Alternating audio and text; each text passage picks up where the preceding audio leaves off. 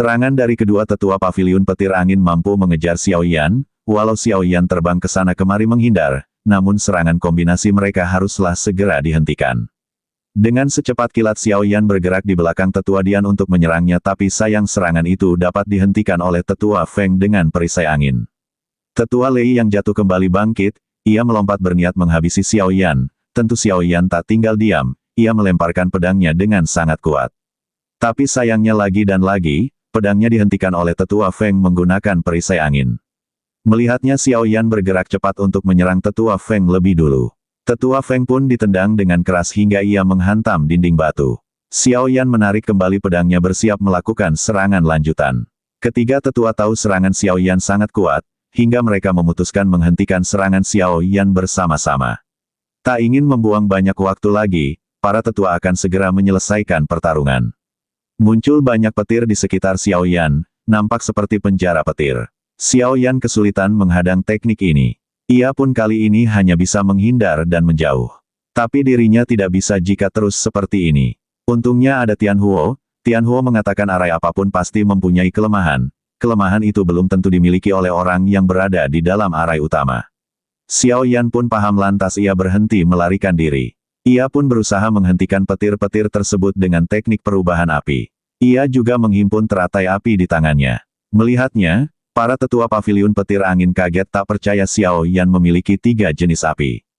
Mereka pun harus menghentikan Xiao Yan, takkan membiarkan Xiao Yan menyelesaikan tekniknya. Para tetua menghimpun kekuatan petir yang lebih kuat, kekuatan itu mampu dengan mudah melenyapkan teknik perubahan api Xiao Yan dan terus melesat menuju ke arah Xiao Yan. Berbarengan dengan itu Xiao Yan telah berhasil menyelesaikan teratai api. Kedua kekuatan saling bertabrakan, beberapa saat kemudian kekuatan petir dari para tetua telah lenyap. Teratai api Xiao Yan lebih unggul.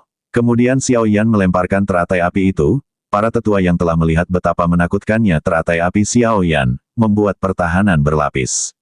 Tapi rupanya Xiao Yan tidaklah mengincar mereka, melainkan mengincar arai yang berada di atas langit. Dari dalam arai muncul kepalan tinju petir bersiap menghujam teratai api Xiao Yan. Benturan kedua kekuatan tersebut mampu menghancurkan dinding-dinding batu di sekitarnya. Terlihat kepalan tinju petir tersebut mulai retak, lalu kemudian hancur seketika.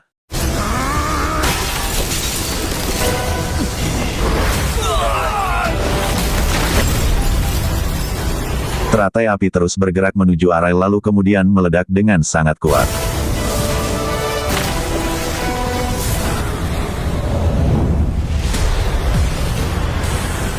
Kabut hitam di atas langit pun mulai menghilang dan langit kembali bersinar. Setelah ketiga tetua jatuh, Xiao Yan mengambil cincin penyimpanan mereka sebagai kompensasi. Tetua Lei tentu tak menerimanya dan menganggap Xiao Yan keterlaluan. Tetua Feng mengingatkan bahwa mereka bukanlah tandingan Xiao Yan. Untuk saat ini lebih baik pulang dulu ke paviliun petir angin. Di dalam cincin penyimpanan masing-masing ada sebuah gulungan ilusi 3000 langkah petir. Seperti dugaan Xiao Yan sebelumnya. Hong Tianxiao yang melihat ketiga tetua pergi, ia bermaksud ingin pergi juga, tapi dihadang oleh Xiao Yan dan boneka iblis bumi. Hong Tianxiao yang tak punya pilihan lain, ia menangkupkan tangan kepada Xiao Yan dan mengakui kesalahan keluarga Hong. Ia juga menjanjikan akan memberikan apapun kepada Xiao Yan sebagai bentuk ganti rugi. Mendengarnya Xiao Yan berpikir untuk mempertimbangkan kompensasi yang dijanjikan oleh keluarga Hong. Tapi Hong Tianxiao diam-diam mengumpulkan energi di tangannya. Ia ingin menyerang Xiao Yan tapi segera dihentikan oleh boneka iblis bumi. Hong Tianxiao lalu memohon satu kesempatan lagi, tapi Xiao Yan tak memberikan kesempatan untuk kedua kalinya dan segera membakar tubuh Hong Tianxiao hingga nyawanya tiada.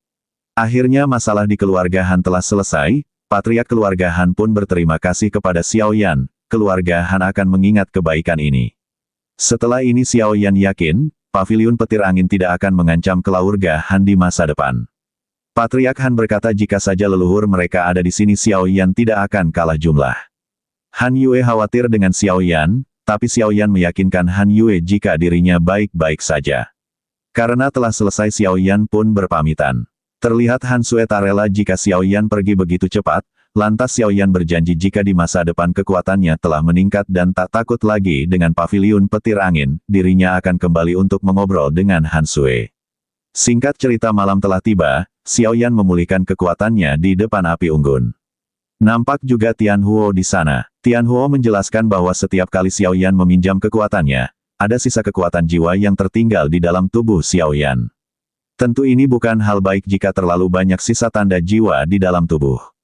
Andai saja Tianhuo berada di masa puncaknya, tentu mengatasi kroco semacam itu hanyalah masalah kecil baginya.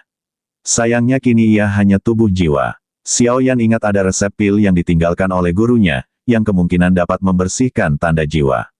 Tianhuo tak menyangka Xiao Yan mempunyai resep pil seperti itu. Ia pun menjadi semakin tertarik dengan guru Xiao Yan. Ia pun meminta Xiao Yan untuk mempertemukan dirinya dengan gurunya di masa depan jika ada kesempatan. Resep pil ini adalah pil tingkat 6, yakni pil pembersih jiwa. Dengan ini harusnya bisa membersihkan tanda jiwa dalam tubuhnya. Ia pun memasukkan kembali gulungan resep pil, dan mengeluarkan 4 gulungan yang telah didapatkan dari keempat tetua paviliun petir angin. Tianhuo kembali masuk ke dalam cincin untuk beristirahat. Meski tekniknya telah lengkap, tapi masih sulit ia pahami. Lalu ia memutuskan mempelajarinya nanti saja, yang terpenting saat ini ia harus keluar dari wilayah paviliun petir angin. Ia harus segera mencari Xiao Yixian dan lainnya. Ia pun tiba di suatu tempat yang jaraknya lumayan jauh dari kota Tianbei. Ia berpikir harusnya ini sudah aman. Sekarang ia hanya perlu menemukan kota yang memiliki lubang ruang. Oleh karena itu ia pun harus mencari peta agar menghemat waktu. Melihat Xiao Yan mencari peta, ada seseorang menghampirinya untuk menawarkan peta.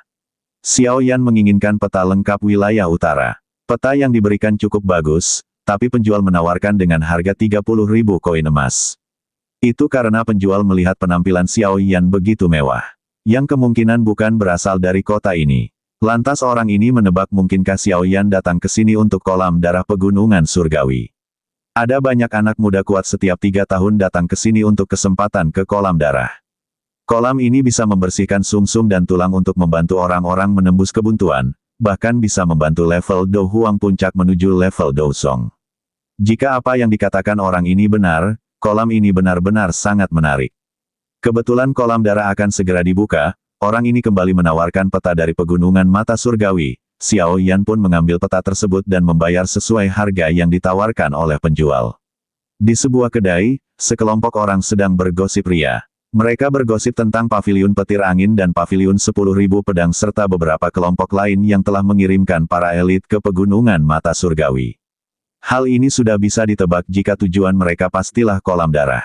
Xiao Yan tak menyangka kolam darah ini menarik kedatangan paviliun petir angin. Baginya ini benar-benar masalah, mengingat dirinya mempunyai masalah dengan paviliun petir angin. Dari orang-orang ini diketahui jika Nona Feng dari paviliun petir angin sudah diatur menjadi ketua selanjutnya dari paviliun angin petir barat. Nona Feng juga akan berpartisipasi di dalam pertarungan kolam darah kali ini. Juga Tang Yin dari paviliun 10.000 pedang yang kekuatan mistiknya sangatlah kuat. Meskipun mereka kuat tapi dibandingkan dengan laki-laki yang lagi viral bernama Xiao Yan sepertinya mereka sedikit lebih lemah.